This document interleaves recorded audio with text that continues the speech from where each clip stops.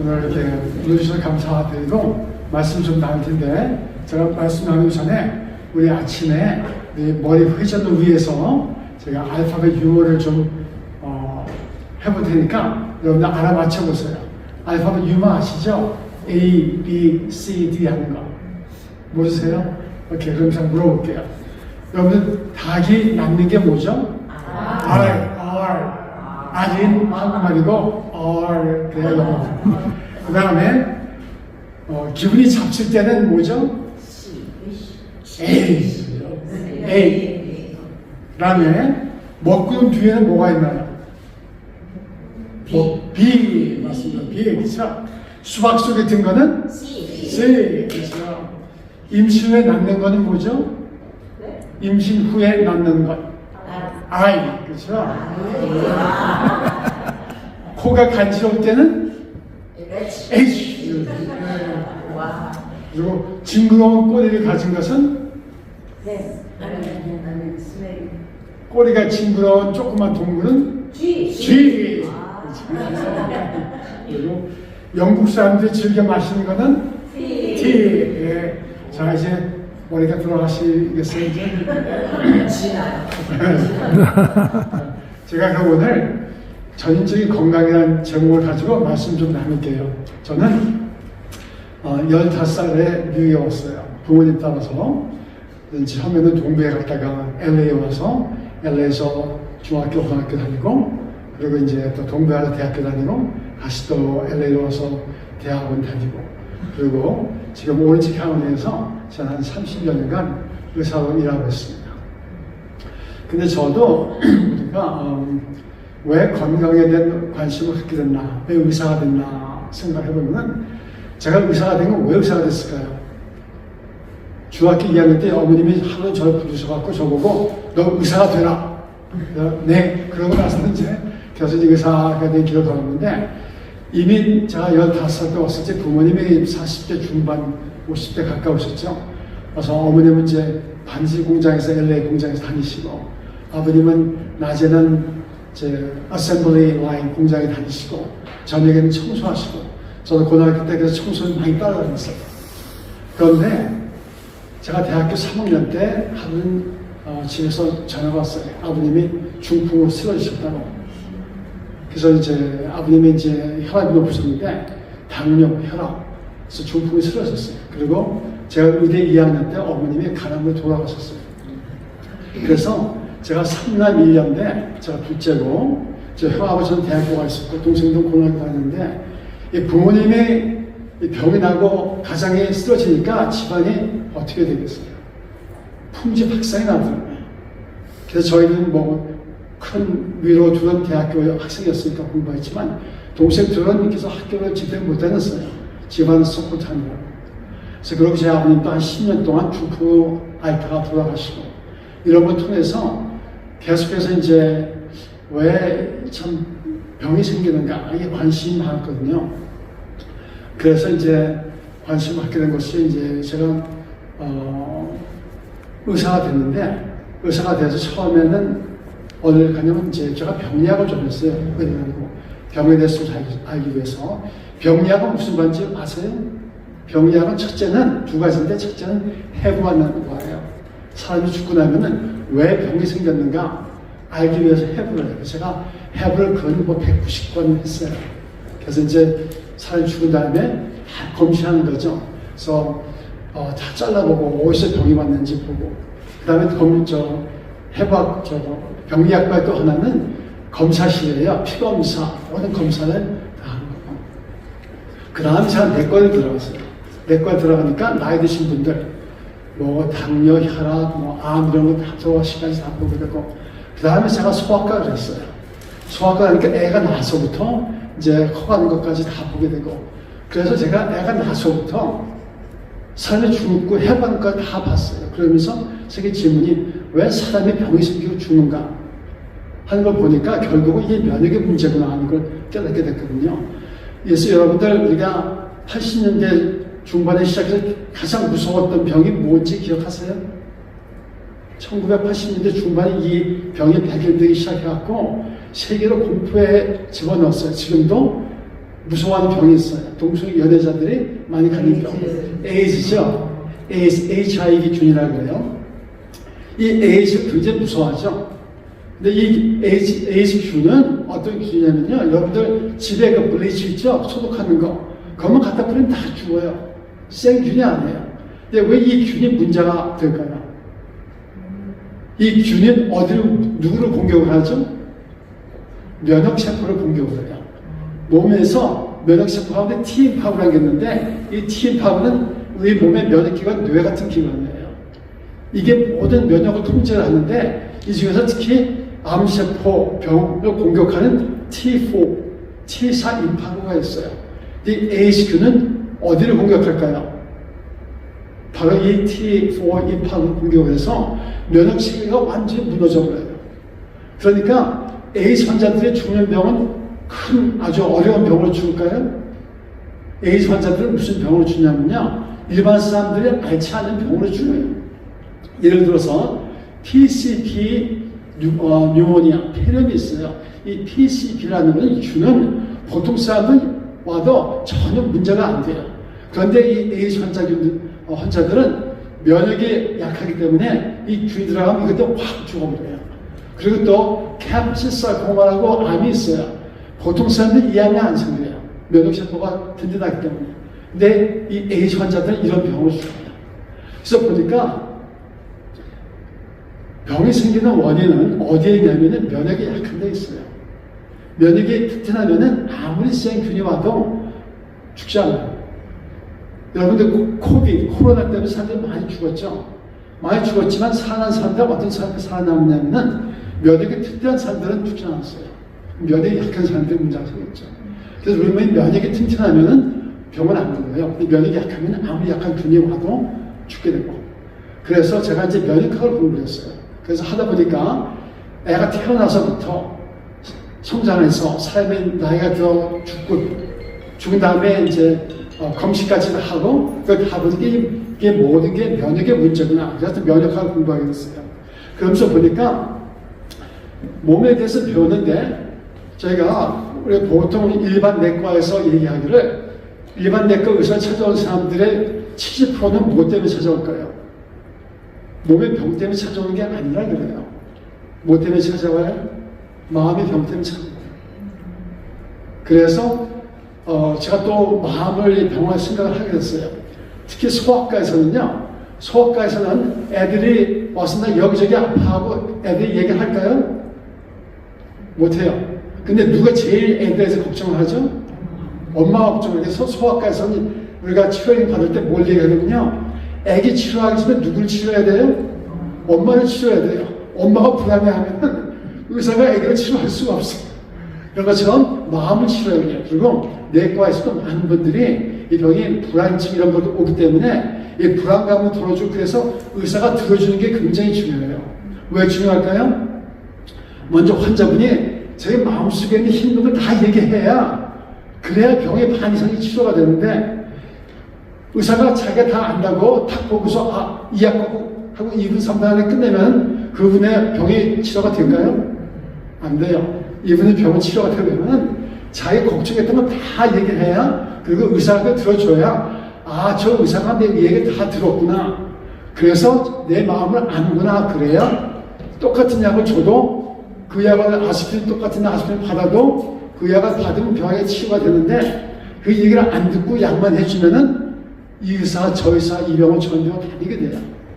어쨌든 그래서 제가 또 마음에 대한 심리를 공부하게 됐어요.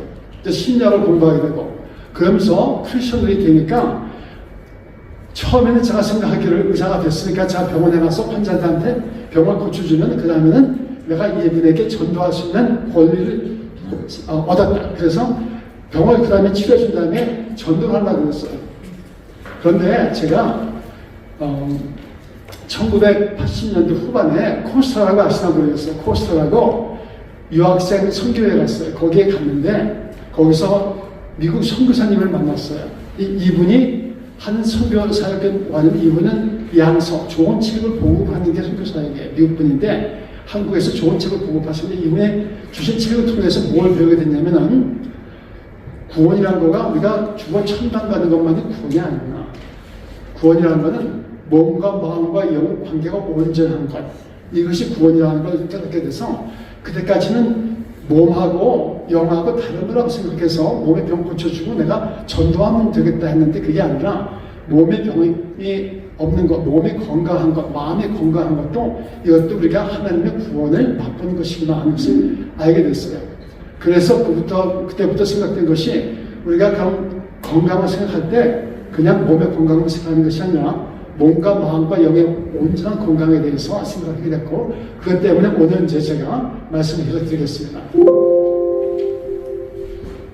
예, 그래서 몸과 마음의 치유 오늘 제가 말씀드릴 것이 이제 건강에 대한 정의를 말씀드리고 신체 질병, 몸의 병, 마음의 병, 그 다음에 이것들이 어디서 오는가 이것이 이제 나눔에서 오는데 나눔의 결과가 무엇인가 스트레스가 어디서 오는가? 그럼 스트레스의 근본적인 원인이 무엇인가? 그래서 성경적인 관점에서 보고 그 다음에 우리가 어떻게 하면 그 치유를 가져오겠는가? 그걸 좀 말씀드리겠습니다. 여러분들 만약에 들으시다가 힘드시면 일어나셔도 되고 기지개 쳐셔도 되고요. 그리고 이제 하품하셔도 돼요. 그리고 잠이 오면 주무셔도 되고 제가 농담으로 이 말해요. 교회 가면 여러분들 설교 들 때 잠이 잘 오나요? 안 오나요? 잘 오죠? 네, 목사님들 앞에서 설교하는 분들 잠이 오면 좀 기분이 상하실 수가 있는데 제가 보기에 교회에서 설교 중에 잠이 오는 건 참 좋은 것 같아요. 왜냐? 얼마나 마음이 편안하면은 그냥 설교 때 잠이 올 거예요.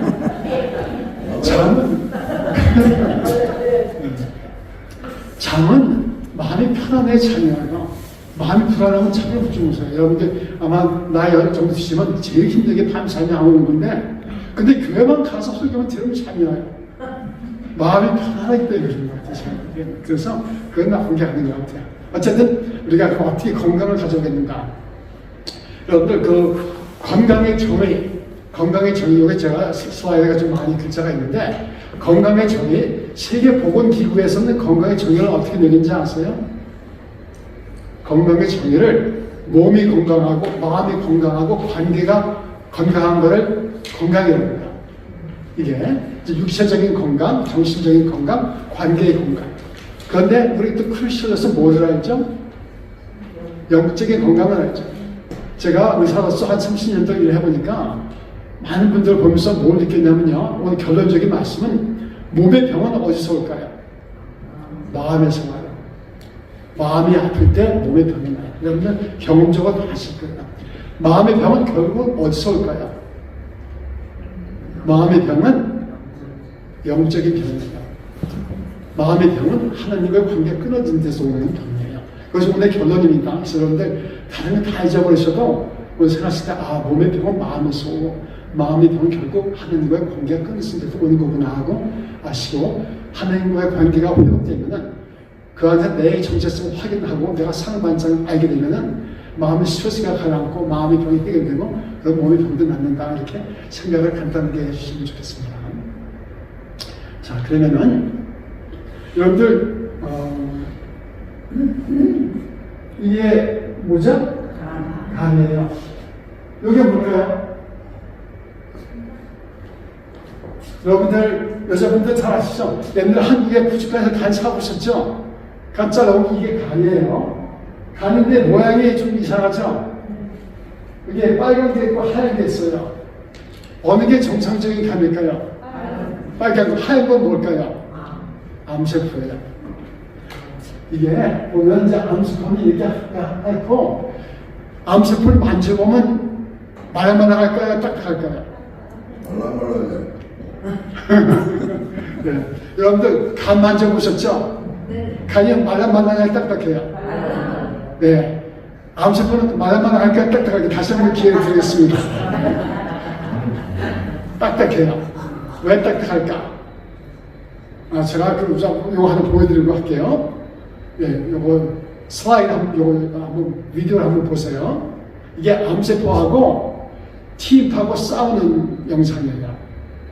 우리 몸에 아까 말씀드린 대로 T4 임파고라고 The Natural Killers이라는 임파고들이 암세포를 공격하는 것들이 있어요. 이것이 이제 암세포를 죽이는 장면을 이제 보는 건데 먼저 영상 되면은 보여드리겠습니다. 그러면 이게 얼마나 우리 몸에서 지금 우리가 모르고 있지만 앉아만 있지만 우리 몸에는 하루에도 몇천 개의 암세포가 생긴다 그래요. 근데 우리가 다 먹으려지 않아요. 왜 그럴까요? 우리가 모르고 있는 사이에 무의식 가운데 이 티입하고 다니면서 암세포를 다 죽여요. 그래서 우리가 하루에도 몇백 개, 몇천 개의 암세포가 생겨도 암이 걸리지 않습니다. Inside all of us lurks a serial killer. 스트레스 받게 하지 마요.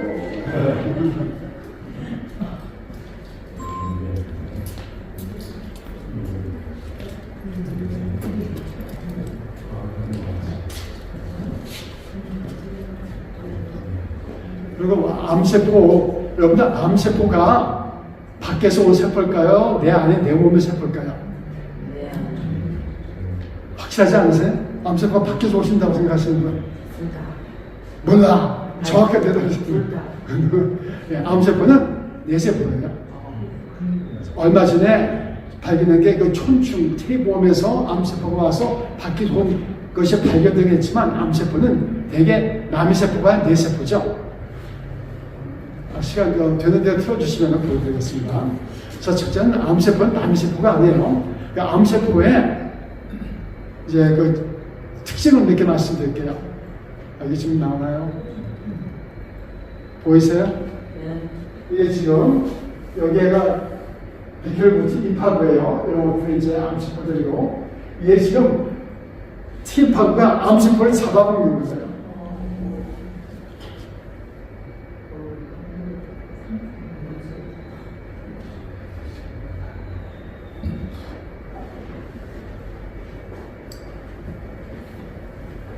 예, 됐습니다. 이제 보시면. 그래서 지금 여러분이 이렇게 편안히 앉아있는 이 상태에서도 임파고는 계속해서 우리 몸의 암세포, 나쁜 세포를 없애려고 열심히 일하고 있어요. 그 암세포의 특징 몇 가지 말씀드릴게요. 암세포는 죽는다, 안 죽는다? 죽는다고 생각하는 분? 죽는다. 안 죽는다고 생각하시는 분? 암세포는 안 죽어요. 암세포가 왜 안 죽을까요? 우리 몸의 모든 세포는 한 60%, 70% 분열 되면 죽게끔 그게 돼 있어요. 그래서 세포가 노화가 되면은 자연사하게끔 돼 있어요. 그래서 새로운 세포가 생기고 노화되어 있는 세포, 나쁜 세포는 죽게끔 돼 있는데 암세포는 우리 유전자 DNA 끝에 텔로미어라는 게 있어요. 이 텔로미어가 끝에 유전자 끝에 있는 건데 이게 세포가 분열할 수 있게 줄어들어요. 줄어들고 그게 없어지면 그때 세포가 죽게끔 돼 있는데 암세포는 이 텔로미어를 계속 만들어내요. 그래서 암세포는 죽지 않아요. 암세포가 죽는 방법이 한두 가지가 있어요. 암세포는 어떻게 하면 암세포가 죽을까요? 제가 이 질문을 했더니 어떤 분이 탁 숨들이면서 항암제였으면 죽습니다. 그렇죠. 항암제였으면 죽죠. 네, 말씀하세요. 엔돌핀을 말하면 죽습니다. 네, 엔돌핀이 나오면 T파워가 왕성해지기 때문에 죽을 수가 있죠. 그렇습니다. 요번에 맞추셨네요. 박수 크게 쳐요. 네, 근데 암세포가 죽는 방법은요, 영양분이 끊겨지면 죽어요. 암세포는 아까 저 간세포 봤을 때 암세포 딱딱하다 그랬죠? 왜 딱딱할까요? 이 세포가 죽지 않고 자꾸 번식을 하니까. 예를 들어서 이 방 안에 한 100명, 200명 계시면 이제 한 20명 계시죠? 지금은 여유가 있어 없어요? 스페이스가 많이 있죠? 여기 만약에 500명이 들어있다고 생각해 보세요. 어떻게 느낄까요? 이렇게 돼서 갑갑하게 해서 빡빡하고 그런 것처럼 암세포는 죽지 않고 자꾸 번식을 하기 때문에 주어진 공간에 세포가 많아지기 때문에 세포가 딱딱해져 버려요. 그래서 아까 말랑말랑한 건 간세포였고 딱딱한 건 암세포고 우리가 그래서 담배 하시는 분들도 우리가 입안을 잘 봐요. 그죠? 담배, 그 씹는 담배 하시는 분이라든지 담배 피는 분들은 입안에 구강암이 생길 수가 있어요. 어떻게 하냐? 입을 들여다보면요. 우리 안을 보면 안이 말랑말랑하죠? 안에 세포가.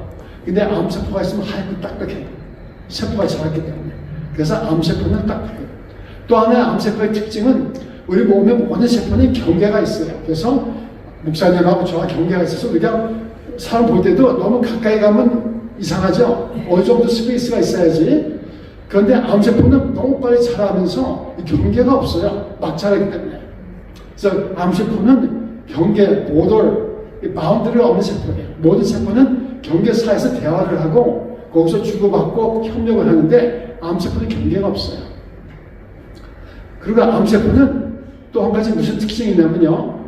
간세포는 어디서 간의 역할을 할까요? 어려운 대답이 아니라 간세포는 어디서 역할을 해요? 간에서. 폐세포는 어디서 역할을 해요? 폐세포. 그런데 문제는 간암 같은 경우 간세포가 어디 가서 딱 붙어 있어요? 허파, 폐에 가서 붙어 있어요. 그러면서 폐 역할을 할까요? 안 할까요? 역할을 하지도 않아요. 그래서 이 문제는 모든 세포는 자기 역할을 알아요. 자기가 있어야 할 때를 알고. 그런데 암세포는 자기 정체성이 없어요. 그렇기 때문에 남의 자리에 가서 딱 붙어갖고 그 역할도 안 하면서 자리만 차지하고 번식을 해서 왜? 암이 무서운가? 암 같은 게 초장암이 왜 무섭죠? 증상이 일찍 올까요? 안 올까요? 초장암. 나 그래서 무서워요. 증상이 빨리 오면은 우리가 빨리 발견하면 치료할 수 있겠죠? 암은 증상이 나중에 가서 확 내려오기 때문에 증상이 없어요. 근데 이 암세포가 증상이 있는 건 언제 증상이 되냐? 중요한 기간을 막으면 증상이 있어요. 예를 들어서 허파 같은데 기도에 가서 이게 암세포가 붙을 수 있는 염증을 일으켜요. 그러니까 기침을 하게 되고 통증이 있고 하니까 발견할 수가 있어요. 그런데 이것이 별로 중요하지 않은 부분, 이런 신경이 없는 분의 초장같이 꼬리가 붙었게 되면은 느낌이 없기 때문에 몰라요. 그건 막 자라고. 그래서 어쨌든 이 암세포는 첫째는 죽지 않는다. 둘째는 경계선이 없다. 셋째는 정체성이 없어요. 그 암세포는 미성숙한 세포예요. 암세포는 성숙한 세포가 아니라, 그래서 암을 우리가 분간할 때 이게 악성이냐 양성이냐를 분간을 어떻게 할까요? 어떤 세포가 양성, 순한 거고 악성, 나쁜 걸까요? 세포가 많이 성숙해서 자기 세포가 완전히 분리가 된 거는, 분화가 된 거는 양성, 좋은 거예요. 근데 분화가 안 된 건 악성이라는 거예요. 악성이 미성숙한 거는 그만큼 자기 역할도 못하고 많이 번지고 그래요. 그래서 암세포도 미성숙한 세포예요. 그래서 제가 다시 말씀드렸죠. 암세포의 특징 첫째는 뭐예요? 죽지 않는다. 둘째는 경계성이 없다. 셋째는 정체성이 없다. 넷째는 미성숙하다.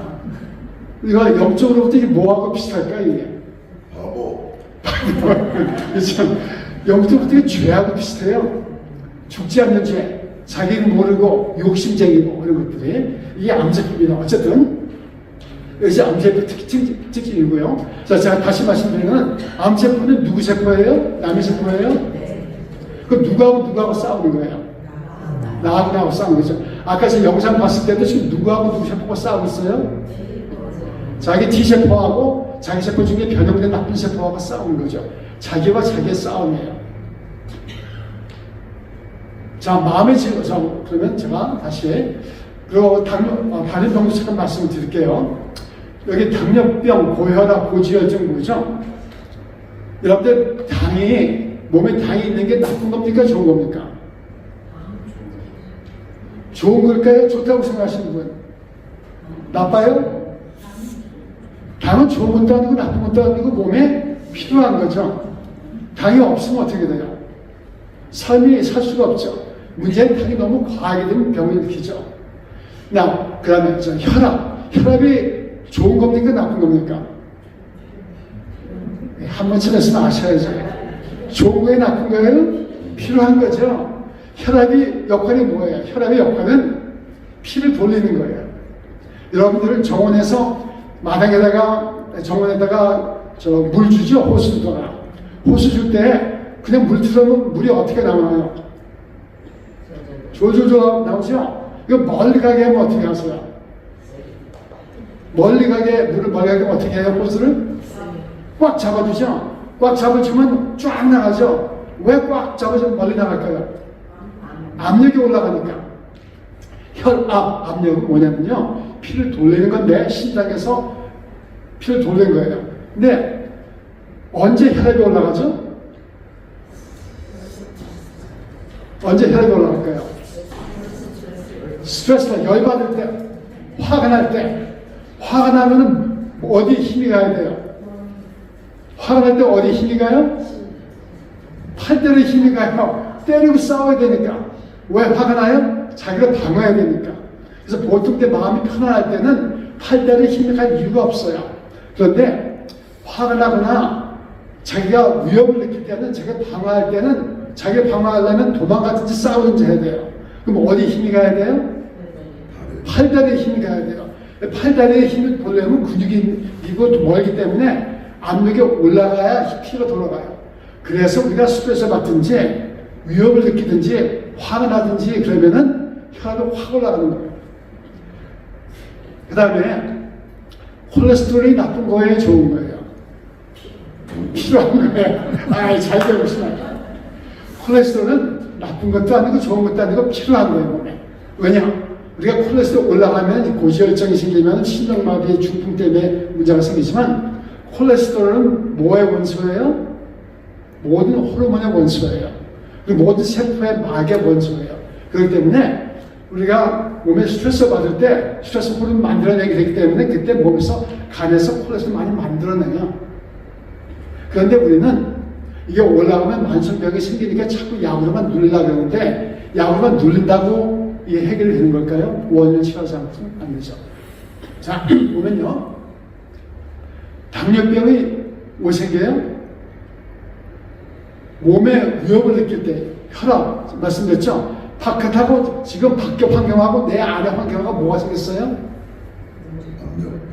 나눔이 생겼어요. 밖에서 평안한 게 없고 스트레스 받고 하니까 나눔이 생겼거든요. 저 사람하고 나하고 관계가 좋으면 스트레스 받아야 안 받아요? 안 받죠? 관계가 나쁘면 어떻게 돼요? 나눔이 생긴 스트레스가 돼요. 그래서 이 모든 이런 것들의 결과는 뭐냐? 이 나눔이고 나눔의 결과는 스트레스예요. 그렇죠? 그 다음에 마음의 병을 전공했습니다. 마음의 병하면 무슨 병이 생각되세요? 우울증, 또 불안증, 요새 우리가 하는 조현병 같은 것들 있죠? 여러분들 우울증을 심리학에서 어떻게 정의를 내린지 아세요? 우울증의 정의. 우울증은 분노가 안으로 들어가는 것을 우울증이라고 해요. 분노는 뭐죠? 분노가 좋은 거예요, 나쁜 거예요? 다시요. 분노가 좋은 거예요, 나쁜 거예요? 뭐예요? 필요한 거죠. 자기가 방어하기 위해서 필요한 거예요. 분노는 감정이고 감정은 좋은 거고 나쁜 거 아닌데 반응이에요. 자기가 위협을 느낄 때, 부당하게 당했을 때 당연하게 나오는 게 이게 분노의 감정이거든요. 근데 분노가 나를 아프게 하고 힘들게 해서 거기서 잘 나가야 되는데 잘 나갈까요? 못 나갈까요? 아마 젊은 분, 좀 더 젊은 분들은 모르시겠지만 여러분들은 어느 정도 연세가 있으니까 여러분들 가운데서 시집장을 해보셨어요? 해보셨어요? 네, 한두 번 해보셨어요. 자, 시집장할 때 누가 제일 힘들게 할까요? 시어머니. 그 뭐에 갈등이 나가요? 부부 간의 갈등. 며느리가 이제 요새 분들은 그런 거 아니고 오히려 시어머니가 며느리한테 시집살이를 하는 것 같은데 시어머니가 예를 들어서 화를 냈다. 요새 며느리가 부당하게 했다. 시어머니한테 며느리한테 화낼 수 있어요? 없어요? 못 내요. 네. 화내면 어떻게 돼요? 싸움 나죠? 싸움 나면 가정이 어떻게 돼요? 남편이 죽어. 화평하지 못하죠? 그러니까 어떻게 꾹꾹 누르죠? 누르면서 분노가 얼른 들어가요. 밖으로 나간 분노가 안으로 들어가 자기 향해 들어가면 뭐라 그래요? 이 바보 머저리 한번 쏴내지 못하고 화내지 못하고 하면서 자기를 향해 들어가는 거예요. 그래서 누구를 블레임해요? 자기를 블레임해요. 그래서 우울증은 분노가 안으로 들어간 거고 분노가 안 들어가면서 뭐가 나눔이 생겼어요? 나하고 나의 나눔이 생겼어요. 우리가 또 이 불안증을 보죠. 불안증. 미국에는 5명 중에 1명이 큰 불안증을 앓고 인생의 거의 5명 중에 2세 분들은 불안증을 한 번씩은 앓고 지나가요. 근데 불안증이 뭐가 불안증일까요? 안정되지 못하고 쫓아온 사람 없는데도 쫓아올 것 같고 예. 불안증의 밑에는 무슨 감정이 또 있을까요? 불안증은 2차적인 감정이에요. 근데 감정을 2차적 겉에 나는 감정이라는 게 있고 그 밑에는 감정이 또 있어요. 이게 2차적인 감정이라면 인생의 모든 감정은요, 두 가지로 나온다는 거예요. 2차적인 감정과 1차적인 감정이 있는데 또 모든 2차적인 감정은 두 가지로 나누는데 좋은 게 있고 나쁜 게 있어요. 그래서 여러분들 화내고 슬퍼하고 뭐 시기하고 질투하고 이런 건 다 안 좋은 감정이죠. 그 밑에는 무슨 감정이 있을까요? 여러분들 왜 화내고 시기할까요? 언제 화가 날까요? 언제 시기가 났어요? 질투가 나고. 다른 사람이 내 친구 아들이 우리 아이보다 더 좋은 대학 갔을 때 시기 질투가 나요. 왜 시기 질투가 날까요? 왜 자존심 상할까요? 제가 너무 나보다 잘 되면 나는 뭔가. 그래서 모든 부정적인 감정 밑에는 뭐가 있냐면요, 두려움이 있다는 거예요. 근본적으로. 제가 잘 되면 나는 어떻게 되지? 나는 버림받으면 어떻게 되지? 여러분들, 남편이 바람피면 왜 화가 나요? 남편이 바람피면 왜 화가 날까요? 도망가면 어떻게 돼, 나는? 버림받죠. 버림받고 혼자 되고 외로우니까. 두려움이 있거든요. 그러니까 화가 불안해지고, 그것도 모두 좋은 감정 밑에는 무슨 감정이 있어요? 기쁘고 나눠주고 싶고 긍휼한 마음, 그 감정 밑에는 사랑의 감정이 있다 그래요. 그래서 성경에도 온전한 사랑은 뭘 쫓아내요? 두려움을 쫓아내는 그랬거든요. 어쨌든 이 불안증은 다시 보면요, 불안증은 내면의 문제인데 우리 내면에 뭐가 있냐면은 욕망이 있고 욕구가 있고요. 욕망이 있고 그 다음에 양심이 있어요. 이 불안증은 뭐냐? 내 욕구가 있는데 이걸 누가 꽉꽉 눌러요? 내가 왜 길 가다가 예쁜 여자 본다고 쫓아가서 막 해내고 싶은데 해낸다면 어떻게 될까요? 문제가 생기죠. 요새 뭐 미투 이런 것에 대해서 문제가 생기죠. 욕망은 있는데 양심은 뭐라 그래요? 안 돼. 그러면 안 돼. 그렇죠? 그럼 내가 그런 행동을 할까요? 안 할까요? 안 하죠. 근데 밑에서 막 욕망은 올라오고 양심을 누르고 그 가운데 갈등이 생기는데 불안증은 뭐냐? 어디서 오는가? 내 욕망이 겉으로 드러날까봐, 들킬까봐 오는 게 또 불안증이에요. 그러니까 내 자연적인 욕망이 있지만 이 욕망을 양심이 누르고 있는데 이 욕망이 다른 사람한테 들킬까, 다른 사람 알면 나는 어떻게 되지? 하는 데서 오는 게 불안증이긴 하거든요. 그래서 모든 불안증 밑에는 내 욕망이 해결되지 않은 게 있어요. 그래서 욕망을 제대로 해결해야 불안증이 해소가 되거든요. 약만 먹지 말고요. 어쨌든 이것도 보면 지금 누구하고 지금 나눔이 생겼어요? 나하고 나눔이 생겼어요. 근본적으로 이 내면의 문제도 뭐냐 하면 나하고 싸움이거든요. 그리고 우리가 정신병 가운데 보통 잘 아는 정신병, 무슨 정신병이 있죠? 정신병은 무슨 병을 특히 생각하세요? 조현병이라고 들어보셨죠? 조현병, 영어는 스키조프레니아라고 해요. 스키조프레니아. 여러분들 스키조란 말에 무슨 말인지 아세요? 단어로 스키조란 말의 원 뜻은 나뉘었다는 거예요. 스키즘, 나뉘었다. 프레니아의 뜻은 뭘까요? 마음이란 말이에요. 그래서 스키조프레니아, 요새 조현병이라 그러는데 전에는 이걸 뭐라 불렀냐면 정신분열증이라고 했어요. 스키조프레니아, 마음이 나누인 것. 그래서 현실과 망상이 분간이 안 되는 것, 이 나누인 거가 정신병이에요. 이것도 조현증의 제일 큰 특징은 뭐냐? 현실과 망상이 분간이 안 되는 거예요.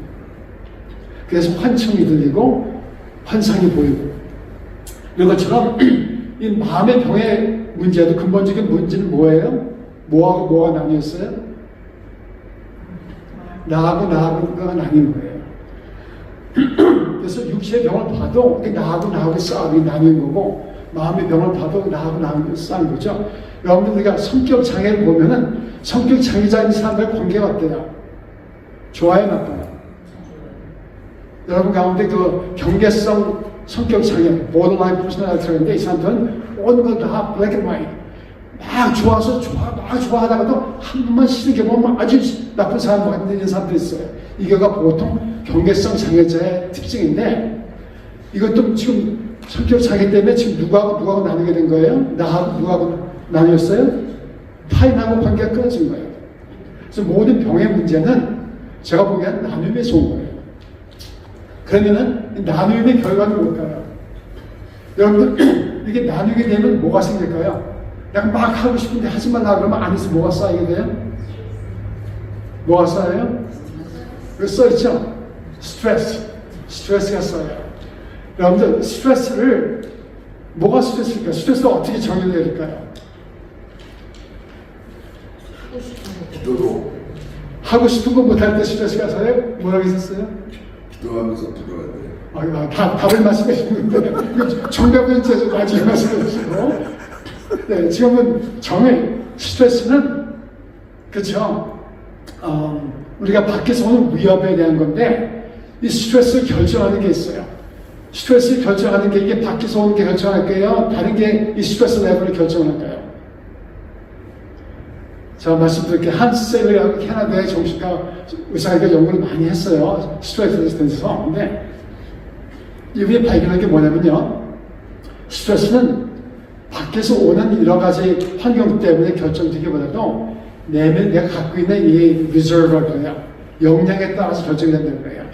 예를 들어서 제가 1993년에 9월부터 11월 사이에 세 가지 큰일이 있었어요, 저한테. 첫째는 둘째 애가 태어났어요. 애가 생겼고, 둘째는 제가 집을 이사를 했었어야 됐어요. 셋째는 제가 그 전문의 시험을 봤어야 됐어요. 그래서 9월부터 11월 사이에 세 가지 큰일이 있었어요. 그런데도 그때는 뭐 제가 공부해왔던 거고 또 도와준 분들 사이 견뎌서 별로 스트레스가 안 됐어요. 그런데 제가 참 운전하고 하다가 빵꾸가 나든지 엔진이 문제가 생기면 제가 스트레스를 받을까요? 받을까요? 왜 스트레스를 받을까요? 제가? 그렇죠. 모르니까. 제가 병원에서 나와요. 공부했으니까. 그건 제가 아니까 환자가 와도 별로 그 스트레스가 안 돼요. 제가 아는 거니까. 그런데 사이펜사가 전혀 몰라요. 그러니까 빵꾸가 났다. 엔진이 문제가 나서 차 멈췄다. 제가 모르니까 확 스트레스가 생기는 거예요.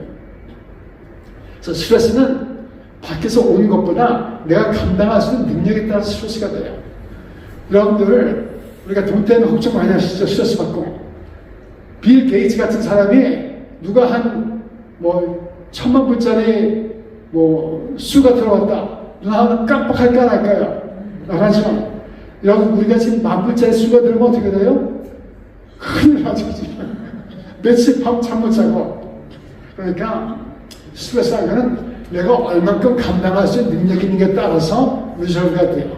그래서 키는 아까 이게 앞에 말씀하신 것처럼 기도하면서 하나님 안에 쓸 수 있는 리저브가 커지면 스트레스가 안 돼요. 문제는 그럼 어떻게 그렇게 할 수 있겠느냐. 이제 그걸 좀 일단 말씀드릴게요.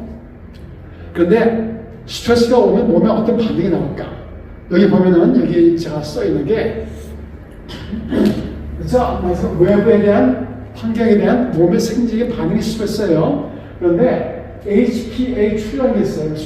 H는 hypothalamus, 이제 뇌 안에 이런 기관이 있어요. hypothalamus라는 기관이 있고, 그 다음에 거기에 뇌 하수체 pituitary 기관이 있고, adrenaline 이제 부신이라는 것이 있어요. 그래서 우리 몸에 이제 오감을 통해서 스트레스가 왔다. 남편이 바람 피는 거 내가 목격했다. 수가 들어왔다. 자식이 시험에 떨어졌다. 스트레스가 확 오게 되면 이게 뇌로 가면서 뇌 하이포탈러머스를 그냥 이게 이제 연결해요.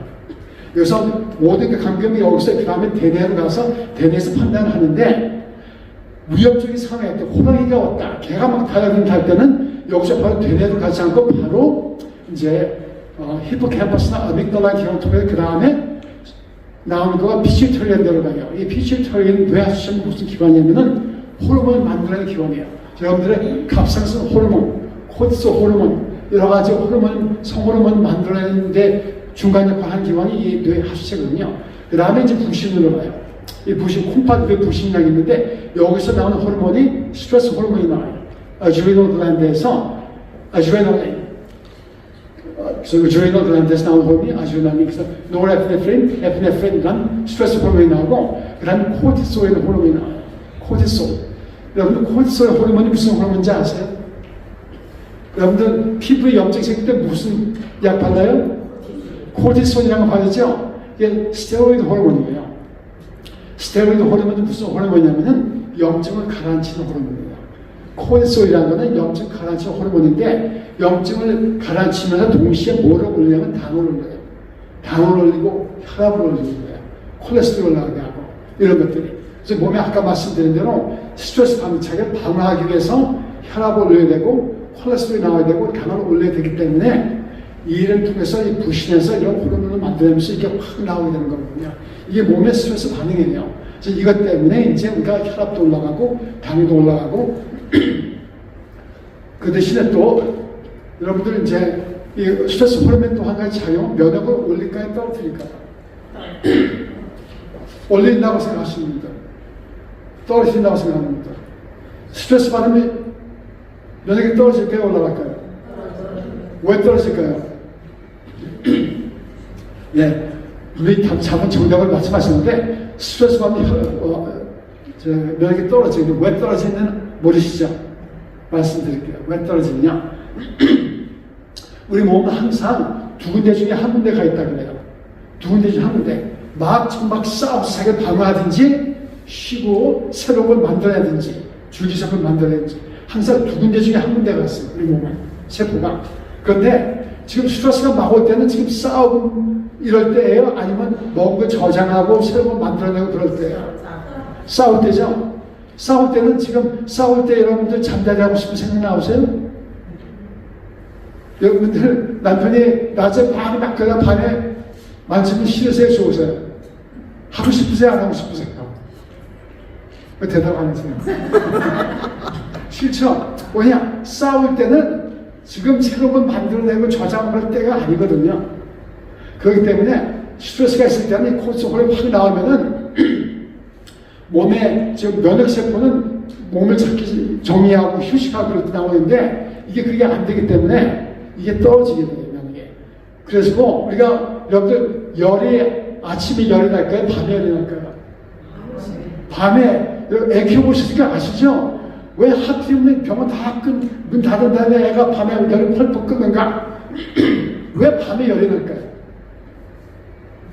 아침에는요, 이 스트레스 호르몬이 확 나와요. 스트레스는 열도 떨어뜨리거든요. 왜냐하면 그때는 자기를 방어하고 싸워야 되기 때문에 몸을 회복하고 쉴 때가 아니에요. 그렇기 때문에 아침에 일어날 때는 스트레스 호르몬이 나오면서 혈압도 올라가고, 그런데 밤에는 무슨 때예요?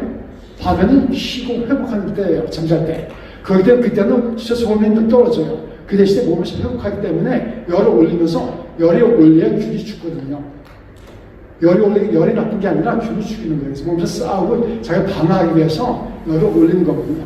근데 낮에는 내가 싸우고 환경에서 외부적인 방어를 해야 되기 때문에 스트레스 호르몬이 나오기 때문에 이제 면역이 떨어지고 열이 안 나요. 어쨌든 이런 것처럼 우리 몸의 스트레스 때문에 면역이 떨어지게 되고 이것이 몸의 반응입니다. 그러면은 이 스트레스 요거가 이제 뇌에서부터 보는 거예요. 뇌하수체 부신까지. 그 이제 병의 원인이 뭐라 그랬어요? 육체적인 병의 원인은 어디서 와요? 나눔에서. 마음의 병의 원인이 어디서 와요?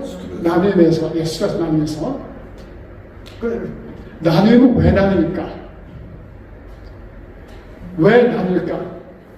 나눔에 진짜 우리가 나눔 원인은 자기를 방어하기 위해서 그런 거죠.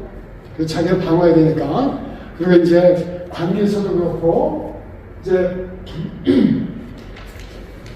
그래서 이제 몇 가지 나눔의 원인을 지금 말씀드리면은, 어릴 때 애착이라는 것이 있어요. 여러분들, 우리가 몸의 병이 어렸을 때 많이 생기는 게 있어요. 특히 이제 뱃속에서.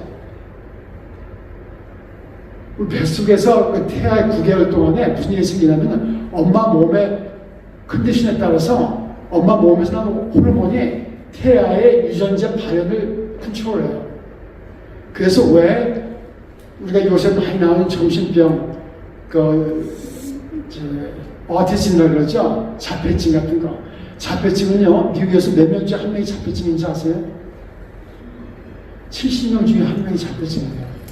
근데 우리가 많이 모르는 거는 쉬쉬하기 때문에 몰라서 그렇지, 요새 70명 중에 한 명꼴로 자폐증 환자가 있어요. 굉장히 많거든요. 근데 이 자폐증도 그렇고, ADHD 같은 거 그렇고, 조현병도 그렇고, 많은 것이 어디서 문제가 생길까? 유전적인 원인이 있다고 보는데, 유전적인 원인이 어디서 문제가 생기냐면, 태아 때, 뱃속에서 엄마의 호르몬의 환경에 따라서 이 유전자가 발현하는 게 달라지거든요. 이건 많이 요새 증명이 됐어요. 이거는 이제 후생 유전학이라고 하는데, 에피지네틱스. 우리가 여러분들 코 세포하고 손가락 세포하고 세포가 똑같을까요? 다를까요? 다르다고 생각하시는 분들, 같다고 생각하시는 분들, 모른다고 생각하시는 분들. 우리 몸의 세포가 처음에 뭐에서부터 시작하죠? 세포가 맨 처음 애가 생길 때 뭐부터 생각하나요? 엄마에서 뭐가 와요? 난자. 아빠에서 뭐가 와요? 정자. 정자. 그러니까 정자는 반이고 난자가 반이. 세포가 뭐를 시작해요? 하나. 이 하나의 세포에서부터 몸의 세포가 지금 몸에 100 trillion, 그러니까 몇십 조의 세포가 생기는데, 그럼 이 세포가 다 한국에서 왔을까요? 다 다른 세포가 왔을까요? 그럼 세포가 똑같을까요? 다를까요? 똑같을까요? 다를까요? 다르죠. 한 세포에서 왔다고 했잖아요. 똑같은 세포에서 왔죠. 그 세포가 다를까요? 똑같을까요? 지혜가 없으면. 그렇죠. 모양은 달라요. 코세포 다르고 손코세포 다르죠. 유전인자는 똑같을까요? 다를까요? 똑같아요. 유전자가 큰 유전자에 어느 부분이 발현되는가에 따라서 코세포가 되고, 손가락 세포가 되고, 머리카락 세포가 되는 거예요. 그래서 차이가 뭐냐? 어느 부위가 발현되는 차이가 있거든요. 뱃속에서도 유전자 가운데 어느 부위가 발현되는가에 따라서 이게 정신적인 문제가 생기냐 안 생기냐, 선천적인 문제가 생기냐 다 이 뱃속에 생기거든요.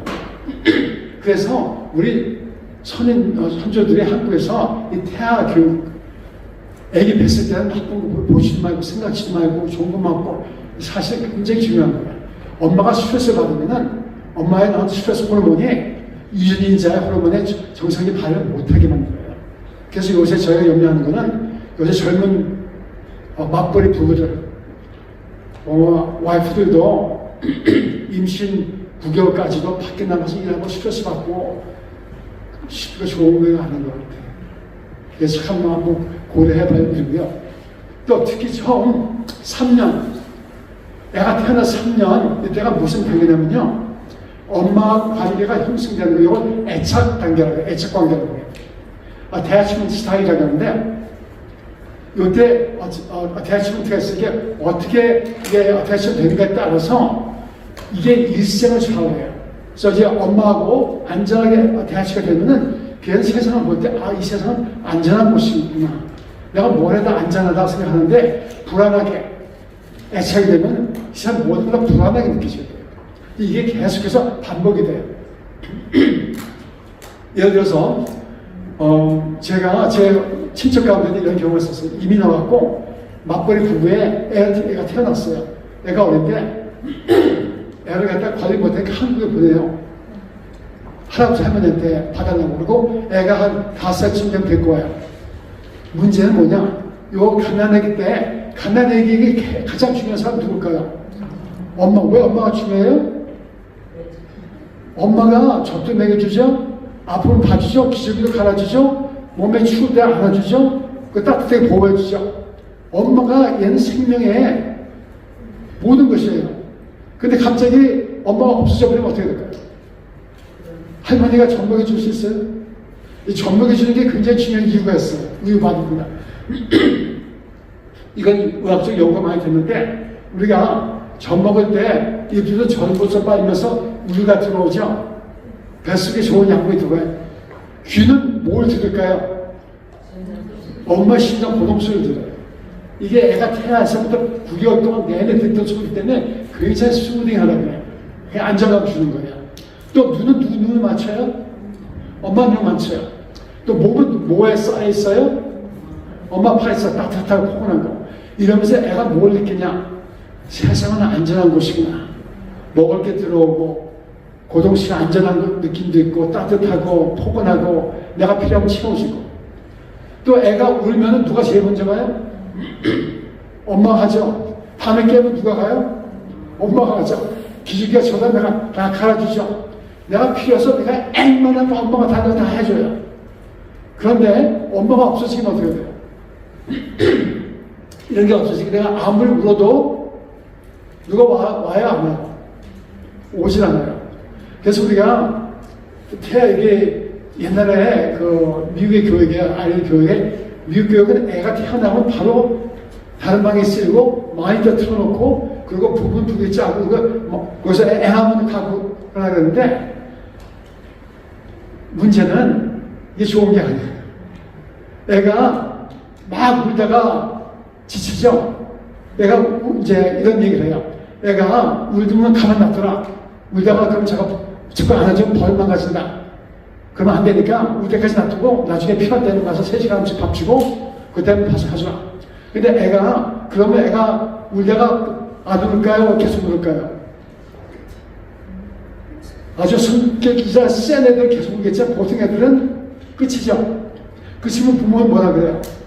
야, 교육 잘 됐다. 이제는 괜찮다. 근데 그게 교육이 잘 된 걸까요? 그게 교육이 잘 된 게 아니고 애가 기밥한 거예요. 애가 체념한 거예요. 아, 내가 아무리 울어도 오는 사람이 없구나. 그러니까 내가 울어봤자 소용이 없다. 세상을 믿을만한 것이 아니다. 그러니까 그래서 이거는 나중에 기억하려면 또 영상 같은 거 보이는데 영국에서 하버드에서 연구를 보면요. 가난하게 7개월짜리 애기를 놓고요. 엄마가 보고 막 애기 보고 웃고 그러니까 엄마가 막 웃고 애기가 엄마를 보면서 막 가리키고 소리 내고 엄마가 안 그러면 소리부터 엄마가 보고 그래요. 막 이러다가 그 다음에 엄마가 갑자기 얼굴을 돌렸다가 돌리면서 무표정이 됐거든요. 그럼 갑자기 애가 느껴요. 엄마가 갑자기 이상해졌네? 그리고 소리를 그러니까 엄마가 반응을 일어나게 했는데 내 엄마가 반응을 안 해요. 소리를 막 질러봐요. 그래도 엄마가 반응을 가만히 있어요. 그러니까 엄마가 막 가만히 있으니까 애가 막 이것저것 다 해봐서 해볼 거예요. 그러다가 안 되면 어떻게 될까요? 프로시너가 막 물어버려요. 그래서 이런 거를 애착 관계라고 그러는데 엄마가 애착이 잘 되는 애들은 세상에 안정감이 있어요. 정체성이 있고 어려움을 당해도 세상은 안전한 곳이구나. 내가 힘들어도 도울 사람이 있고 잘 될 것이라는 안정감이 있어요. 근데 불안증에는 애착관계 있는 사람들은 세상을 믿어야 안 믿어요? 안 믿어요. 이게 언제 문제가 되느냐? 결혼생활 초기에 문제가 돼요. 이게 부부간의 애착관계 좋은 데서 성장하는 애들은 부부간의 애착관계에서도 뭐 문제가 있어도 계속 다시 돌아가고 다시 또 이렇게 화해하려고 용서하고 하는데 이런 불안정한 애착관계에 있는 관계에서 산 아이들 부부간에 문제가 생길 때 어떻게 할까요? 관계를 차갑게 끊어버리든지 반응을 안 하든지. 그래서 남자는 저도 그런 적이 있었는데 아내가 힘들어하면 제가 싫어버리니까 가버려요. 그럼 어떻게 될까요? 와이프는 힘들어서 막 울고 그러는데 남편이 차갑게 가버리면 어떻게 될까요? 이 불안정한 애착관계에서 나는 세상을 믿을 만큼 못 되니까 괜히 갔다가는 나중에 또 상처받아. 이런 미래에 이 내면의 그 잠재의식 가운데 있는 것들이 있기 때문에 이런 것이 언제 생기냐? 처음 3년에 다 생기는 것들이에요. 그래서 우리가 성에 대해서 정신적인 문제, 심리적인 문제, 관계, 성격의 문제가 많이 생긴 것들이 이 처음 3년에 많이 결정이 되기 때문에 그렇거든요. 그래서 우리 한국의 성취회가 3살 버릇 언제까지 가요? 이게 쉽게 없어진 게 아니야. 왜냐면 요때 3살까지의 뇌 구조가 꽉 머릿속에 박혀 있어요. 굳어져 있고 무의식으로 들어가 있기 때문에 이게 계속 반복이 돼서 나와요. 그래서 이걸 치료하는 것은 그렇게 쉽지가 않아요. 굉장한 상담이라든지 자신을 찾아가고 알아가고 자기 모습을 발견해가지 않고서는 계속해서 이게 이제 10대 나오고 결혼에서 나오고 또 중년기에 나오고 노년에 나오고 이것들이 굉장한 부부관계, 가정관계에 영향을 미칩니다. 어쨌든 여기에 포인트는 뭐냐? 이게 이제 나누임의 관계, 나하고 나의 나누임, 나하고 나를 하는 캐리어테이커, 나를 보호해주고 엄마라든지 상부의 중요한 사람의 관계가 다 나눠진 데서 오는 것들이거든요. 그러면은 이 나누임이 어디서 왔을까? 근본적인 나누임이 어디서 왔을까? 세상에서는 뭐 환경이 어려웠으니까 그랬으니까 우리가 할 수 없이 널 갖다 할아버지한테 맡긴 거야. 뭐 그거 블레임을 할 수가 있지만 성경적으로 볼 때는 어디서 왔을까? 창세기 3장 얘기 아시죠? 아담과 이브의 창세기 3장의 얘기. 아담이 선악과를 따먹고 제일 먼저 뭐라 그랬어요? 뭘 봤죠? 자기를 뭘 봤어요? 아담이? 벌거벗은 모습을 봤죠? 자기를 탁 보니까 벌거벗었어요. 아니, 그 다음에 뭐라 그랬어요? 뭘 느꼈어요? 수치감. 그 전까지는 아담이 옷을 입고 있었을까요? 옷을 벗고 있었을까요? 창피했을까요? 창피하지 않았을까요? 창피하지 않았죠? 왜 창피하지 않았어요? 수치감이 없어서. 왜 수치감이 없었을까? 그 전까지는 하나님과 관계가 올바랐어요? 안 올바랐어요? 하나님 사랑을 확실히 느꼈어요? 안 느꼈어요? 그러니까 제가 여러분들 가난애기가 2살짜리 애가 이게 다 옷 벗고 꼬치 벗고 막 떠다니는데 그냥 부끄러워하고 엄마 앞에서 창피하다 그래요? 아니죠. 걔는 당당해요. 꼬치 다 내고 다녀도 사랑을 아니까. 이 수치감은 뭐냐? 보스턴 칼리지 대학교에 피터 크래프트라는 박사님이어서 이분이 심리학 박사인데 이분이 수치감을 정의를 내릴 때 어떻게 수치감을 정의를 내리냐면요. 수치감은 내가 받아들여주고 싶은데 받아들이지 않을 때 오는 게 수치감이라고 해요. 다른 사람이 나를 받아주려고 하는데 저 사람이 나를 안 받아줄 때 내가 느끼는 게 수치감이거든요. 그래서 예를 들어서 여러분들 오늘 다 샤워도 하고 목욕도 하고 오신 분들 계시죠? 여러분들 샤워할 때 옷 입고 와서요? 벗고 와서요? 옷 입고 와서요? 벗고 와서요? 왜 벗고 와서요? 편하니까. 네, 옷 입고 샤워가 안 되죠? 그죠? 창피감 느끼셨어요? 안 느끼셨어요? 왜 안 느끼셨어요? 혼자니까. 혼자니까. 그렇죠? 분산이 있어요? 없어요? 없으니까 괜찮아요. 근데 여러분들 목욕하고 샤워도 확 들어오면 어떻게 돼요? 그 소리 들리죠? 수치감 느껴요? 안 느껴요? 수치감은 이게 이제 퍼블릭한 거예요. 다른 사람 관계에서. 혼자 있을 때는 수치감은 안 느끼는데 다른 사람 있을 때는 수치감 느끼고 이게 다른 사람을 안 받아줄 때 오는 게 수치감이라는 거예요. 그래서 이거는 퍼블릭한 거예요. 그 다음에 아담이 따먹고 나서 수치감 느끼는데 그 다음에 뭘 느꼈어요? 난 이제 곧 죽겠구나. 내가 잘못했구나. 이거 뭐라 그래요? 다른 말로? 죄책감이라 그러죠. 죄책감은 이 피터 크래프트 박사님 또 뭐라 그러냐면요. 내가 선해지고 싶은데 선하지 못할 때 오는 게 죄책감이라는 거예요. 죄책감, 내가 죄진 걸 아는 건 누가 할까요? 내가 죄진 거 아는 사람 누가 알아요? 누가 알아요? 내가 알고 또 누가 알아요? 하나님. 두 사람밖에 모르죠? 그렇죠? 내가 죄진 거 다른 사람 다 몰라도 누구는 날 정죄해요? 나는 날 정죄해요. 그래서 죄책감은 프라이빗한 거라고요. 그렇죠? 요거는 죄책감은 다른 사람 정죄하는 게 아니라 내가 날 정죄하는 거거든요. 그 결과가 무엇일까요? 수치감 느끼고 죄책감 느끼고 나서는 두려움에서 숨어버렸어요. 그러니까 나누어졌죠. 그러니까 자기가 잘못하고 수치감 느끼고 죄책감 느끼고 나니까 두려움 생기고 결과는 도망가서 숨어버렸어요. 이 숨어버린 아담한테 누가 찾아왔죠? 하나님이 찾아오셨죠. 찾아오셔서 하나님 뭐라고 하셨어요? 아담아, 내가 어디 있느냐?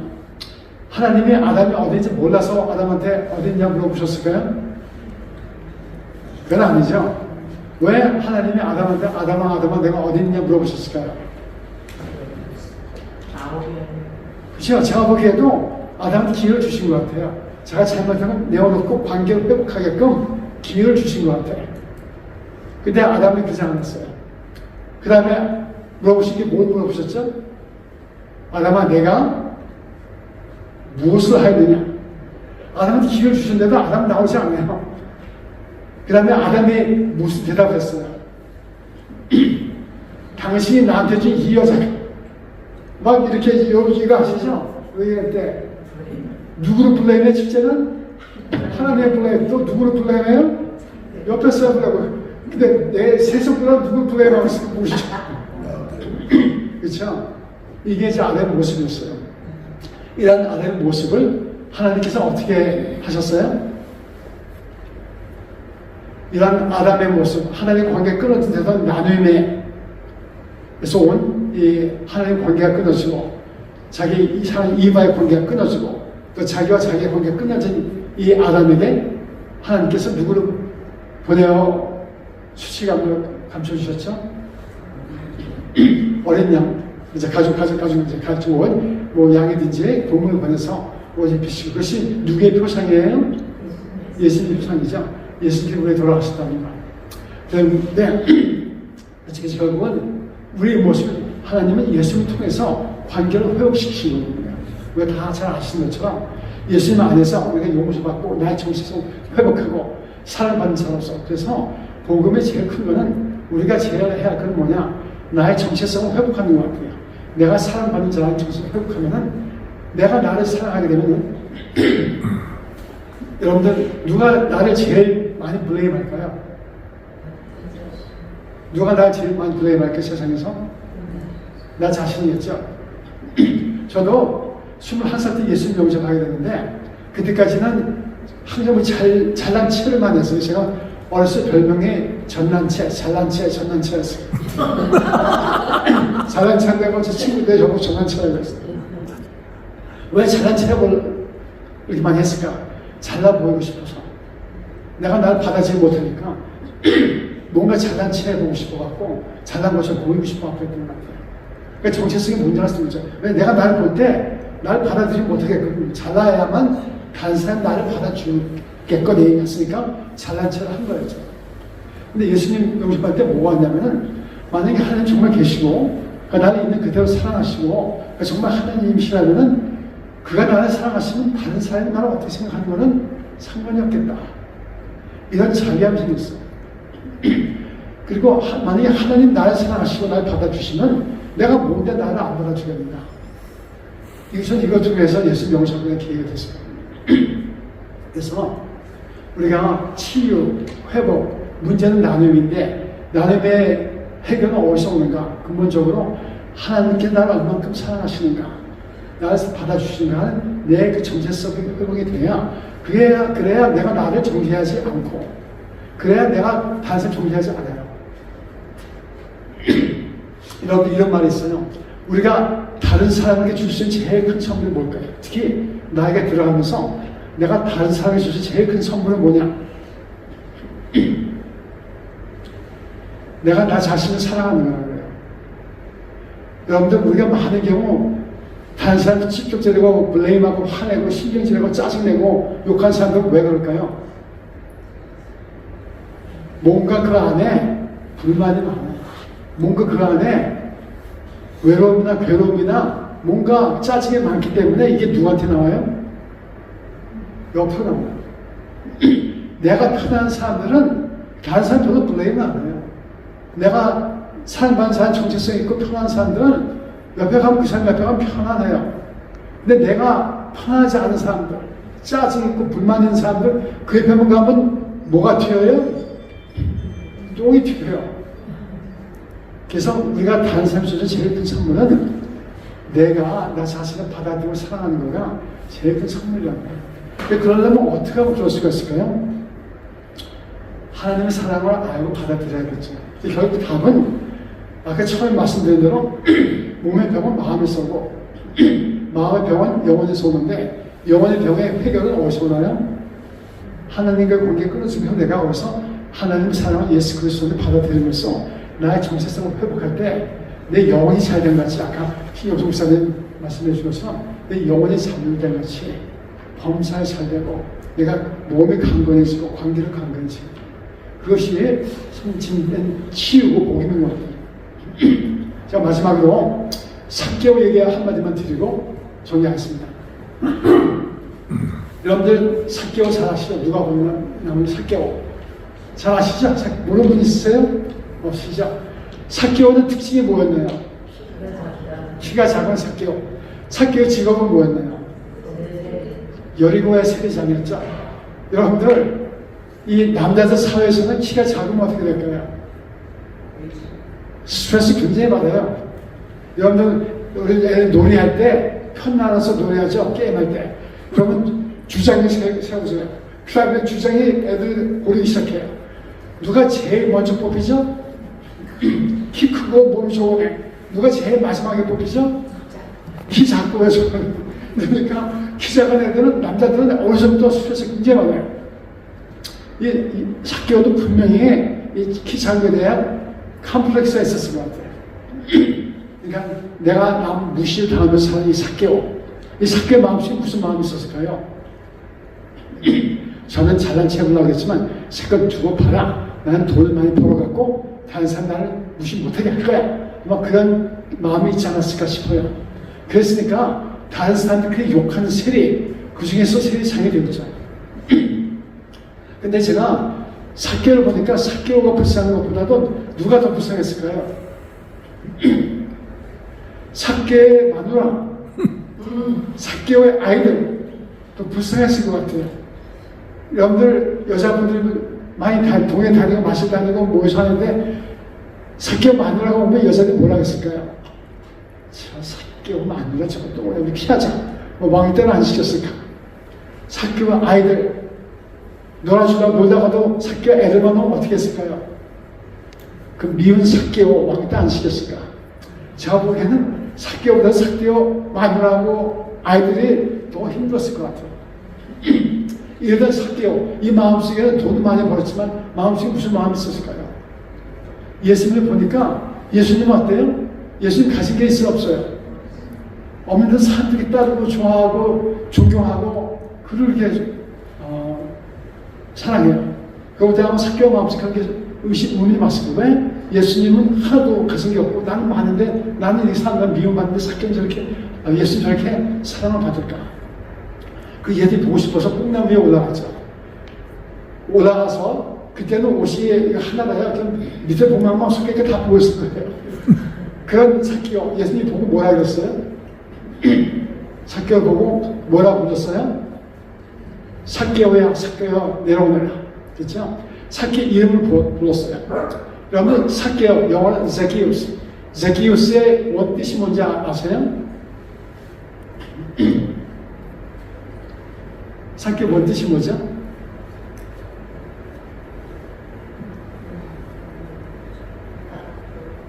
삭개오 원뜻은 경건한 자, 정결한 자예요. 퓨어. 삭개오의 뜻은 퓨어한 자.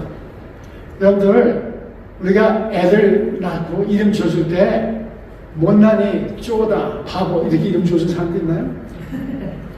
어떻게 이름 지어줘요? 잘 지어주죠? 영광이, 요새는 뭐 하은이, 하나님의 은혜 뭐 등등 왜 그렇게 지어줘요? 잘 되라고. 그렇죠? 근데 삭개오의 부모도 삭개오 낳았고 미역국 먹었을까요? 안 먹었을까요? 먹었겠죠? 그리고 삭개오 이름 지었을 때 무슨 바람으로 삭개오 이름 지었을까요? 하나님 안에서 정결한 자가 되라고, 경건한 자라고 하는 이름 지었을 거예요. 근데 삭개오는 어떤 삭개오가 됐어요? 미움받는 삭개오가 됐죠. 내국의 삭개오가 됐죠. 그런데 예수님의 음성은 달랐을 것 같아요.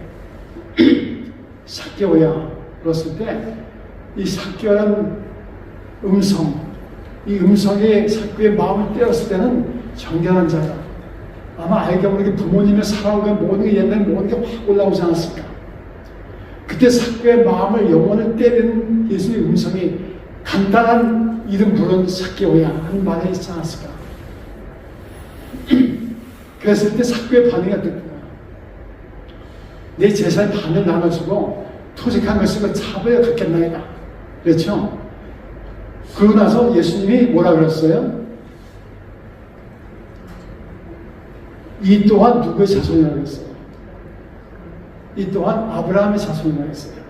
여러분, 유대인들이 제일 자랑스럽게 생각하는 게 뭘까요? 누구의 자손이라는 게 제일 자랑스럽게 생각해요? 아브라함의 자손. 아브라함은 하나님이 뭐라 그랬어요? 여러분들 보시죠. 우리 애들 키울 때 이거 동화책에 보면 그게 나올 게 있어요. 누구의 친구 누구라 그래요? 하나님의 친구가 아브라함이라고 해요. 애들이 배우는 거예요. 아브라함은 미국에서 보면 어려서부터 뭐라고 했냐면 하나님의 친구라고 했어요. 하나님과 터놓고 얘기하는 사람이에요. 이러한 아브라함의 자손이라는 건 굉장히 영광스럽게 생각해 유대인들인데, 이 유대인들은 삭개오를 굉장히 내군으로 취급했죠. 예수님은 뭐라고 했어요? 이 또한 아브라함의 자손이라고 했어요. 그때 삭개오가 어떻게 했을까요? 삭개오가 갖고 있던 과거의 모든 상처, 아픔 다 회복되고 삭개오의 정체성이 확 해결됐을 거예요. 삭개오가 내가 누군가 한 정체성을 회복한, 사랑받는 자의 정체성을 회복한 것이 예수님의 망망이 아니었을까. 그러면서 삭개오가 변해졌거든요.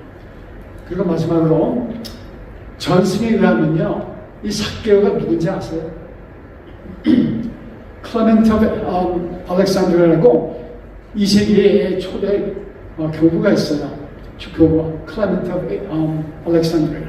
이 전세 이후의 전세에 하면은 여러분들 사도행전에 보면요, 12제자 중에 한 사람이 자살했어요. 누가 자살했죠? 가론 유다가 자살했죠. 그 다음에 예수님 칭찬하신 다음에 제자들이 뭐 했어요? 12제자 중에 죽은 유다 대신 누구를 뽑았어요? 마띠아를 뽑았죠.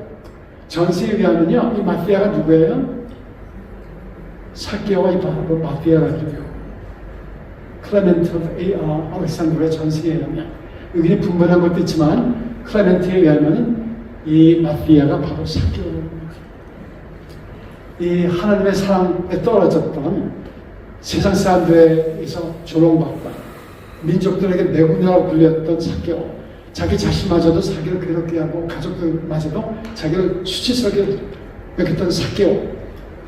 이 삭개오가 예수를 만나서 정체성을 회복하고 하나님의 사랑과 사랑을 회복했을 때 이의 삶이 마띠아로 바뀌는 일이 있었던 것 같아요. 오늘 치유는 결론적으로 우리 몸이 나뉘고 마음이 나누고 관계가 나누고 이 모든 것에서 오는 것이 병이죠. 병의 원인이 무엇인가? 마음의 병인 거죠. 마음의 병, 영혼의 병은 결국 나와 하나님의 관계가 끊어진 데서 옵니다. 끊어진 건 왜 끊어졌는가? 내가 하나님의 사랑을 잊어버렸을 때, 모르고 있을 때. 치유는 내가 하나님을 얼마나 사랑받는지가 깨달을 때 여기서 확인되고 시작되는 것입니다. 여러분들도 저도 세상에 누가 뭐라고 해도 나마저 내가 보기에 내가 어떻다 하더라도 나는 누구예요? 하나님의 사랑받는 자. 그 정체성을 가지시고 사랑받는 자로서 주위 사람들에게 사랑을 나누신 저와 여러분이 소원하고요. 여러분들 혹시 기회가 되시면은 한번 생각해 보세요. 나는 나를 어떻게 보고 있는가? 그리고 내가 사랑받는 자로서 용서를 받은 자로서 내가 용서해야 사람은 누군가? 여러분들 병의 많은 큰 병의 원인이 뭐냐면 용서하지 않고 이걸 안에 앙금을 갖고 있을 때 병이 생겨요.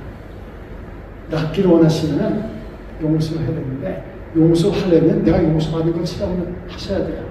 내가 사랑받는 자로 정체를 갖게 되면 용서할 수 있으니까 누군가 오늘 가시면서 만약 아니면 한 사람만이라도 내가 용서해야 할 사람 한 사람 찾면서 하나님 앞에서 하나님 내가 용서받은 자로서 이 사람 용서하기 원합니다 하는 기도를 한번 해보세요.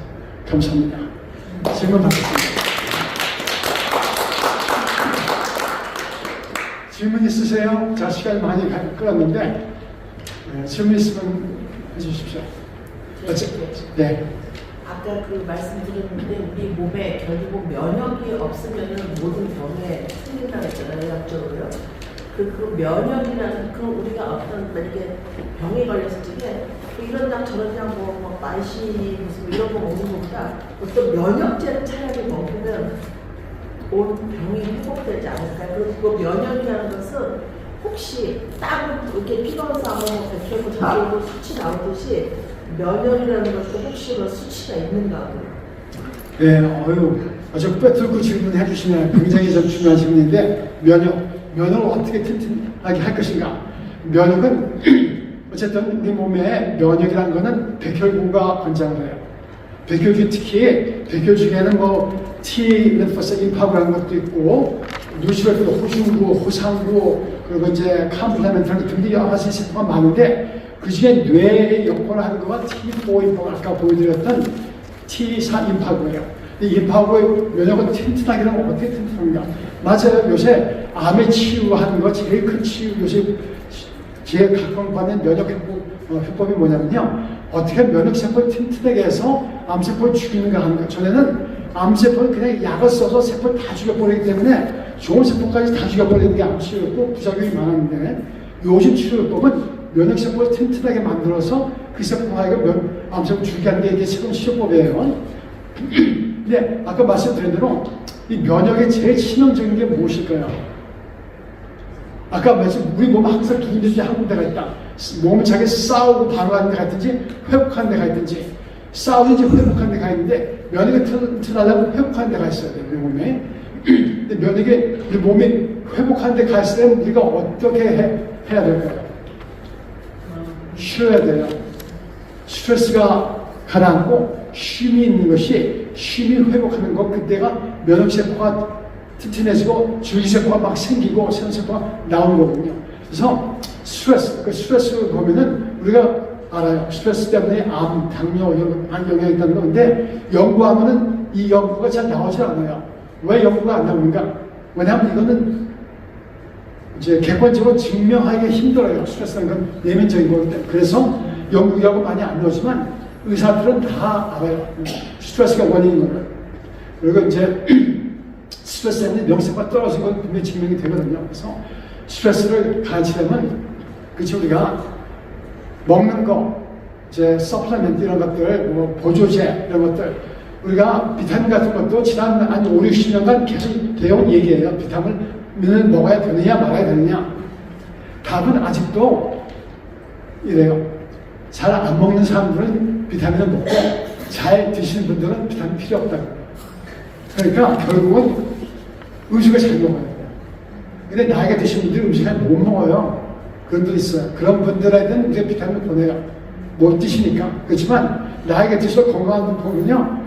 제일 큰 특징이 뭔지 아세요? 잘 드세요. 나이 드셔서 건강한 분 보면 이분들 잘 드세요. 젊은 사람 못 챙겨 잘 드세요. 잘 드시고 운동하시면 건강해요. 그래서 면역세포를 튼튼하게 하려면 첫째는 음식을 골고루 잘 섭취해야 되고 특히 피해야 할 음식들, 면역세포 나쁜 음식들, 가공된 음식들, 햄, 베이컨, 소시지, 핫도그, 고기 태운 거, 짠 거, 절인 것들 이런 것들 피하시고 싱싱한 야채, 과일 그러니까 여러분 다 하시는 거예요. 여러분 귀에 못이 바뀌게 되기 전고 유튜브만 틀면 다 얘기하시는 거예요. 그러니까 음식을 건강 음식을 잘 드셔야 돼요. 그리고 피해야 할 것 과식, 야식, 폭식을 피하세요. 이건 다 알아요.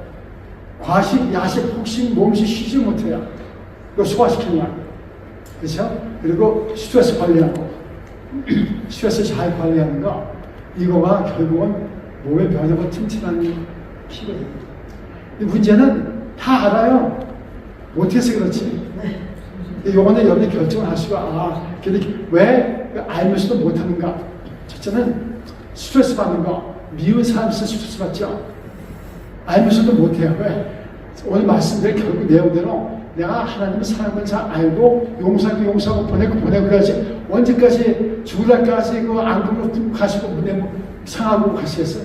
레코하고 하셔요. 그렇죠? 그런 결정을 빨리 하시는 게 건강한 측면입니다. 네. 우리 이제 말씀하셨듯이 면역이 좋으면 우리가 자면서 몸이 회복이 되잖아요. 근데 잠을 못 자는 나이가 어느 정도 지금 저희 남편대로 잠을 못 자서 밤에 지금도 이렇게 가끔 주는데 잠을 잘 자게 해 우리 면역도 좋아지 몸이 회복이 될 것 같은데 잠을 잘 자게 하려면 좀 어떤 방법이 있을까요? 네. 제가 거기에 대한 답변을 주시면 전혀 엉망진창 되거든요. 맞아요. 그만큼 이거는 굉장히 많은 사람들이 겪는 문제가 특히 여자분들은 폐경후에 나이가 드시는 남자분들 나이가 드시면서 잠을 못 자는데 잠도 여러 단계가 있고 원인이 있어요. 잠을 못 자는 건. 폐경후에 여자들 제일 큰 원인이 호르몬이 떨어지면서 그래요. 잠오게 하는 세로토닌 같은 호르몬 이런 호르몬이 악시토신 같은 호르몬이 떨어지고 그 다음에 스트레스 호르몬이 올라가기 때문에 그래요. 그리고 스트레스가 있으면 잠을 못 자죠. 생각이 많이 나요. 그래서 잠을 자려면은 우리 뇌 세포 저 뇌를 보면요, 뇌파가 있어요. 파가. 사실은요, 우리가 양자역학적부터 이 모든 게 파동이에요. 이게 뇌파가 있기 때문에 뇌파가 우리가 생각할 때 스트레스 받을 때 나오는 베타파 같은 거, 쉴 때 나오는 세이더파, 델타파라는 게 있고 중간에 있는 알파파가 있고 이런 등등 파가 있고 수면할 때는 우리가 보통 깨서 베타파라는 게 있어요. 좀 빨리 움직이는 파예요. 생각하고 바꿀 때.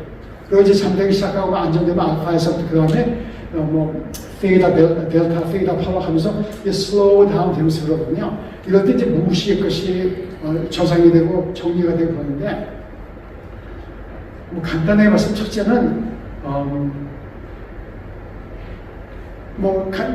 여러분들 써본 방법도 있어요. 우유를 따뜻하게 드시는지. 우유를 드시면 거기에 세로토닌을 만드는 호르몬의 원소가 들어와 있어요. 그래서 따뜻한 음식을 우유를 드시든지 목욕을 하든지 온욕을 하든지 온욕이 몸이 편안해지고 하면은 그 좋은 이제 마사지를 하든지 마사지를 하면 엔도르핀이 나와요. 그런 것들 락스토신 같은 거. 그럴 때 그런 것들이 몸에 있으면 몸에 편안해 주거든요. 그거 도움이 되는데 문제는 제가 예전에 이상구 박사님 전에 거기 건강세미나에 간 적이 있었어요. 그분이 이상구 박사한테 말씀하시더라고요. 여기 오는데 나는 분들도 많은데 안 나는 분들이 있는데 안 나는 분들의 특징이 있다고. 무슨 특징이냐? 거기 2주간 동안 큰 돈 들여가지고 오신 분이 쉬는 시간만 되면 모아서 그분들 컴퓨터 쓰는 거 스탁 보고 회사에 전화하고 휴자하는 분들 있어요. 계속 일하는 분들 있어요. 쉼이 있어요. 그러면 스트레스가 있으면 내가 아무리 자고 싶어도 몸은 피곤한데 뇌는 반짝해 있어요. 뇌파가 막 움직이니까 몸에서 쉬지 못해요. 그래서 마음이 쉬어야 돼요.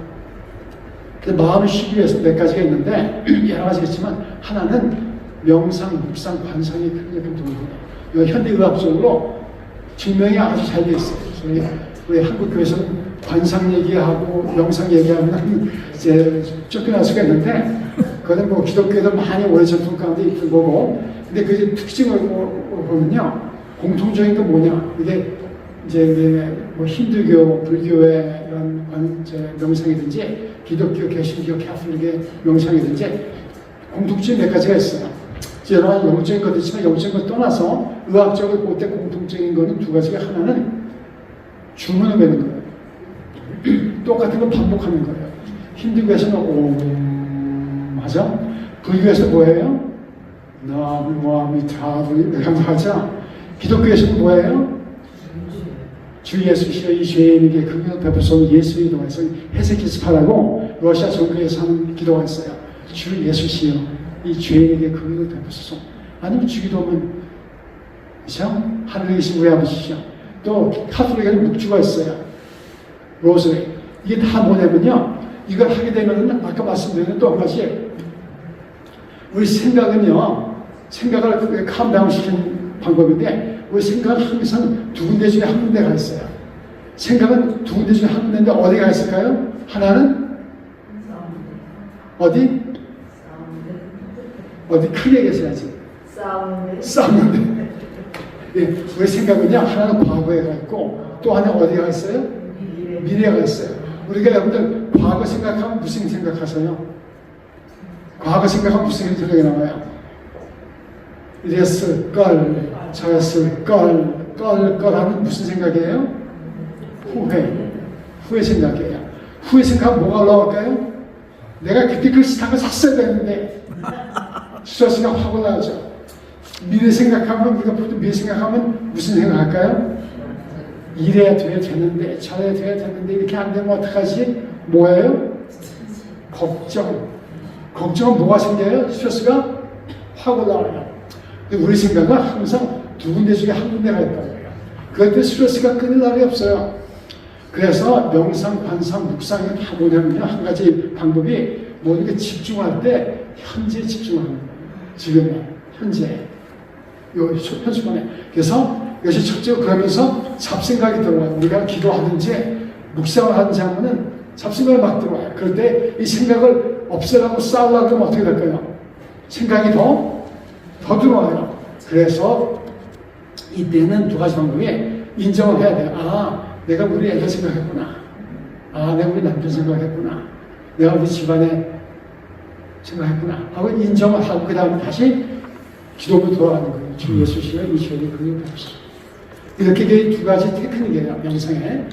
그래서 현재 집중하게 되면은 아까 말씀드린 대로 스트레스 가라앉고 그러면서 우리가 잠자는 도움이 돼요. 이거는 의학적으로 굉장히 증명이 됐어요. 또 모든 분들이 해도 안 된다 그런 분들 많이 있으신데 한번 해보시고요. 그 다음에도 안 되면은 그 다음에 우리가 약을 쓰죠. 먹는 약도 많고 멜라토닌에서부터 조피뎀, 앰비언, 벤조다이아ze핀, 안정제가 약은 많아요. 근데 약은 다 부작용이 있어요. 그러니까 가능하면 하시고 그리고 요거는 건강에 근본적인 건 뭐냐? 운동하셔야 돼. 몸이 피곤하면요 잠이 와요.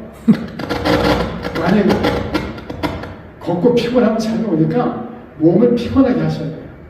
그래서 다리가 아프고 약하기 때문에 누워만 계시고 앉아만 계시고 TV 앞에만 계시지만 자꾸 집안에서 왔다 갔다 하고 피곤하면은 잠이 오게끔 돼 있어요.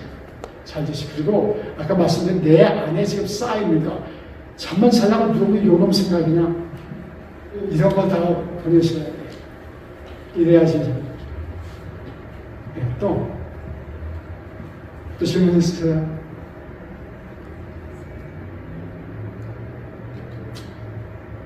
예, 하여튼 제 얘기 잘 들어주셔서 감사드리고 여러분들 참 아주 졸지도 않고 잘 들어주시네요.